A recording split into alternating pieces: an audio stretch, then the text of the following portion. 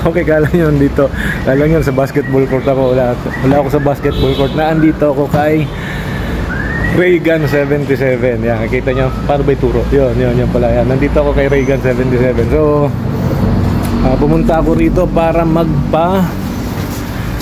tono, no? Ipapatono ko itong aking Classic 45, no? Papatono ko itong Classic 45 ko kasi yung tatlong magazine niya is nahuhulog siya pagka naka-open bolt, no? So, itong tatlo, yan. Nahuhulog. Okay, ha? And itong tatlo naman is hindi siya nahuhulog, no? Yan. Hindi siya nahuhulog. Kailangan hugutin pa natin ng kamay bago matanggal, no?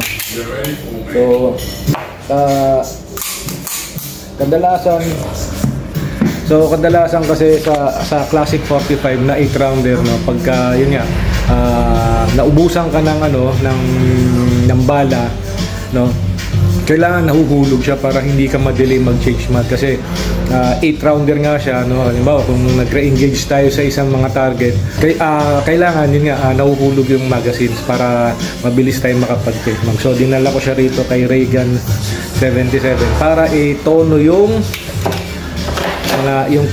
actually itong tatlong magazines ko lang, no? Kasi nung huling putok ko, yun nga, nagamit halos lahat ng magazines ko dun sa last na putok ko na 34 rounds yung long course nila, no? So pag mga long course, whether 32, minsan 30, nagagamit yung lahat ng magazine. So kailangan lahat ng magazines natin is maganda yung function na kapag nag-open slide yung mga magazine natin is nahuhulog siya ng mabilis at madali. Okay, so mamaya sabi naman nila is may hintay ito. So gagawin natin, hintayin natin, tapos mamaya i-test natin dito sa indoor range nila. Yan, dito i-test natin dyan mamaya.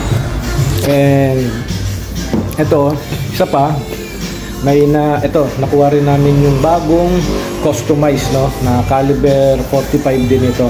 So i-test din natin ito mamaya, no. So ito yung pinagawa ng tropa ko na so kita nyo naman yung kulay choco brown, no, para siyang tsokolate, Cerakote na choco dark chocolate, and caliber 45. So i-test din natin siya mamaya doon kung maganda yung performance at so i-test din natin ito mamaya kung maganda yung performance na hindi siya nag-check, no. So watch panoorin yung mga kabakal yung testing natin ng mga pistols nito mamaya, okay?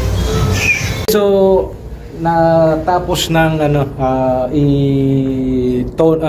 actually tune up ang tawag nila. So napa-tune up ko na itong tatlong magazine ko.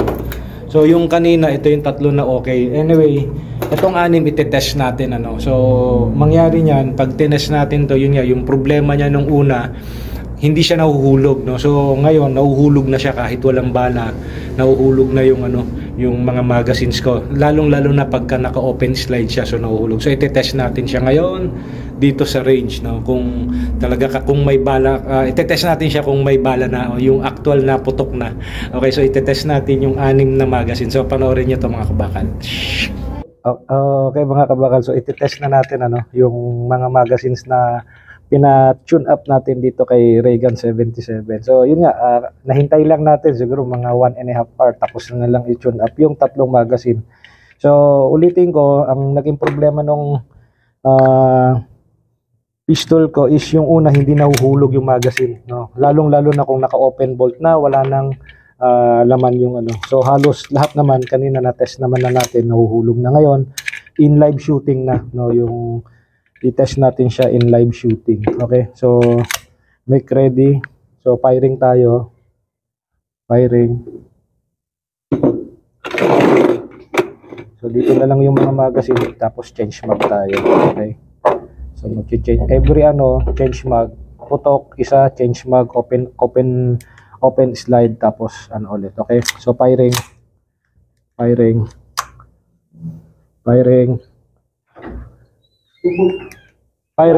Okay. Test fire, firing. Clear the range. Baka may tao ron, Okay. Okay. Ako may ihi ron. Okay, firing.